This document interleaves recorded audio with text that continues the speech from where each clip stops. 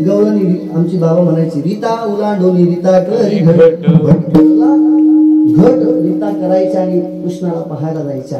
पुढे पुढे कृष्ण भगवान परमात्मा होत आहेत. मोठे झाल्यानंतर खोड्या करता करता कंटाळल्या. यशोदामाईच्या दरबारामध्ये आल्या. यशोदे तुझ्या कृष्णाला सांग, यशोदे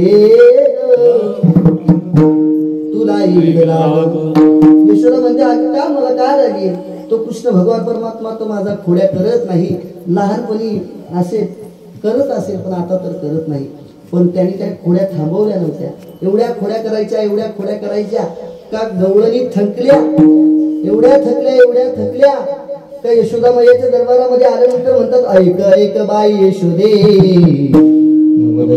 तुझ्या गोविंदी आमुची मुले तुडवी पदे आता बांधी काय करतो तो कृष्ण भगवान परमात्मा. त्या कृष्ण भगवान परमात्म्याला आवरिया पुला काना आवरिया पुला काना नासिया मुचा सुना यशोदा मैया म्हणते, अगं माझा कृष्ण पण या तसा नाही. कारण का बाळ सगुण गुणाचे ताने काय सांगता घराने गोकुळ जाणारे. तुम्ही काय करता, तुम्ही लपवून याचा भवरागे घेता शारंग तुम्ही बाळा घरचा बाळागे गोकुळ जाणारे.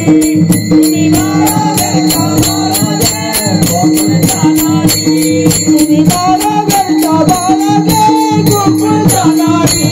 तुम्ही बाळा घरचा बाळागे गोकुळ जाणारे. माझ्या बाळाचंच भौर लपून ठेवता आणि त्याच्यावरच आळ लोटता.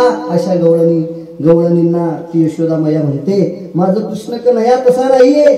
त्यावेळेस ती गवळण म्हणते, अजून लाज नाही तुझी मना, अजून लाज नाही तुझी मना.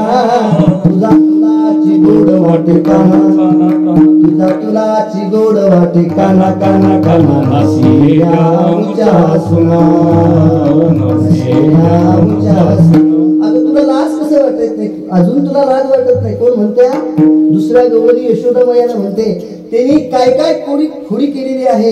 हे तू आमुचे घरासी धमकावितो लेकी सुने कुठे लोणी सांग आम्हाशी न सांगता वासुरे सोडी बिरी. तो काय करतो, येतो घरी येतो आणि म्हणतो आमच्या घरातल्या ज्या गवळणींना म्हणतो का कुठे दही दूध तुपलोनी सांगा, नाहीतर काय करीन वासर बिदीला सोडीन असं सांगतो.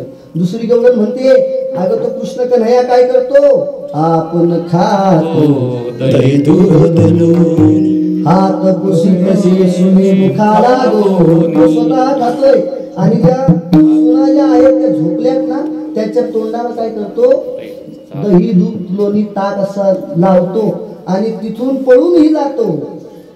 काय म्हटलंय, जातो पळूनिया तेथून एका जनार्दनी करी कळमी, एका जनार्दनी करी कळमी. जातो पळूनिया तेथून. असं मात्र सर्व गवळणी कंटाळलेल्या आहेत कृष्ण कन्हैयाच्या खोड्याला. मग कृष्ण कन्हैयाची यशोदा मैया म्हणते, दादा खोड्या करू नको तू, खोड्या करू नको. मग खोड्या नको करू म्हटल्यानंतर यशोदा मैयानी गणपती बाप्पाचा नवस केला. गणपती बाप्पा, बाबा माझं जर लेकरू खोड्या करणार नाही तर तुला मी 21 मोदकांचा नैवेद्य दाखवीन पुढच्या गणेश जयंतीला, तर पुढच्या चतुर्थीला. चतुर्थी असते ना, दर चतुर्थी संपन्न करत असतात. यावर्षी नवतरुणांकडे ही व्यवस्था दिलेली आहे. याच्या पुढे तुम्ही सप्ताहाचं सर्व आयोजन करत जा. आणि त्यांनीही ते आता तिकडे स्वयंपाकामध्ये व्यस्त आहेत म्हणून ते पण रात्री इथं बसले. तर महाराजांनी कौतुकही केलं.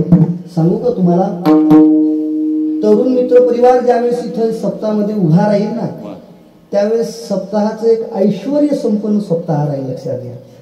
नवे तरुणांना काय करीत सांगता येत नाही. काल तो पालखी सजवणारा लेट आला, म्हणजे त्याला पैसेही दिले होते पण तो फोन उचलायचा बंद केला. इथले तरुण 2 जाऊन त्यांनी हार घेऊन आले म्हणजे तो कोणताच विचार करत नाही, आपलं कार्य चांगलं घडलं पाहिजे ही त्यांची भावना असते.